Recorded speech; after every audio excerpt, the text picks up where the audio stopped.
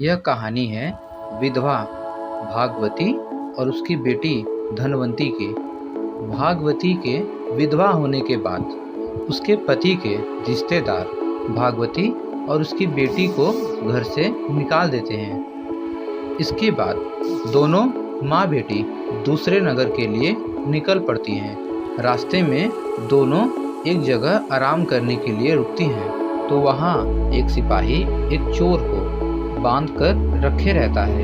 चोर को प्यास लगी होती है, तो वह भागवती और उसकी बेटी धनवंती से पानी पिलाने के लिए विनती करता है। पानी पीने के बाद वो माँ बेटी से सारी बातें पूछता है कि उसके साथ क्या हुआ था। सारी बात सुनने के बाद चोर धनवंती के साथ शादी करने की इच्छा रखता है। यह सुनकर भागवती को गुस्सा आता है और वह सिपाही को चोर की बात बताती है।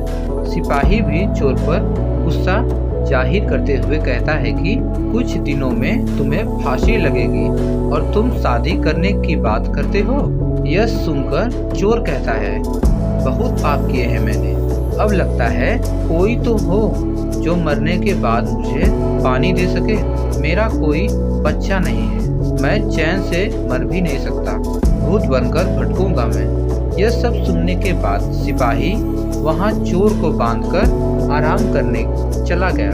सिपाही के जाने के बाद चोर भागवती और उसकी बेटी धनवंती को अपने छिपाए धन के बारे में बताने लगा। उसने कहा, अगर आप अपनी बेटी धनवंती की शादी मेरे साथ कर देंगी तो मैं आपको अपने छिपाए धन के बारे में बता दूंगा।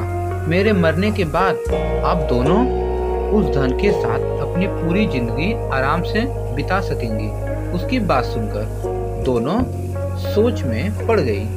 धनवंती की माँ भागवती ने चोर से पूछा, तुम यह क्यों करना चाहते हो?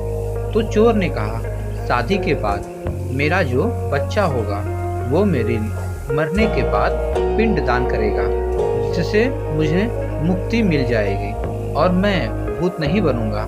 यह सब सुनने के बाद भागवती अपनी बेटी की शादी चोर से कराने के लिए तैयार हो जाती है। दोनों की शादी होती है और जल्द ही दोनों को एक बच्चा भी होता है। कुछ दिनों बाद चोर को फांसी दी जाती है। भागवती और धनवंती काफी दुखी होते हैं। कुछ दिनों बाद भागवती को चोर की बात याद आती है कि एक गुफा में मूर्ति के सामने की जमीन के नीचे उसने खजाना छिपा कर रखा था। दोनों माँ बेटी वहां जाकर देखते हैं और जमीन खोदने लगते हैं। फिर उन्हें वहां सोना, चांदी और पैसे मिलते हैं। धनवंती फिर भी दुखी रहती है और कहती है, अगर पैसे नहीं मिलते लेकिन वो जिंदा रहते तो मुझे सब कुछ मिल जाता। भागवती बेटी को समझते हुए बोलती है कि अगर पैसे हैं तो सारी खुशी मिल जाएगी। इसके बाद दोनों माँ बेटी एक नए शहर जाकर खुशी खुशी अपनी जिंदगी बिताने लगते हैं।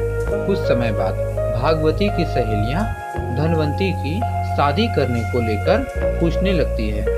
भागवती कहती है, मुझे अपनी बेटी की शादी तो करवानी है, लेकिन लड़का ऐसा होना चाहिए जो घर जमाई बनकर रहे। फिर कुछ वक्त बाद एक पंडित लड़का उनके घर आता है, जिसके सामने भागवती अपने बेटी धनवंती के शादी का प्रस्ताव रखती है। उनका बड़ा घर और पैसा देखकर वो लड़का लालच में आकर शादी के लिए हाँ कर देता है। वो कुछ वक्त तक उनके साथ रहता है और उनका भरोसा जीतने के बाद एक रात घर से सारे गहने और पैसे लेकर भाग गया।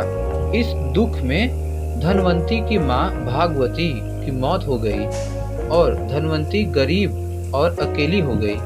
क्या हुआ होगा इसके आगे, यह हम जानेंगे इसके नेक्स्ट एपिसोड में, यानी अगले भाग में। अभी के लिए बस इतना ही। अगर वीडियो पसंद आई हो तो प्लीज़ लाइक करें एंड सब्सक्राइब करें। धन्यवाद।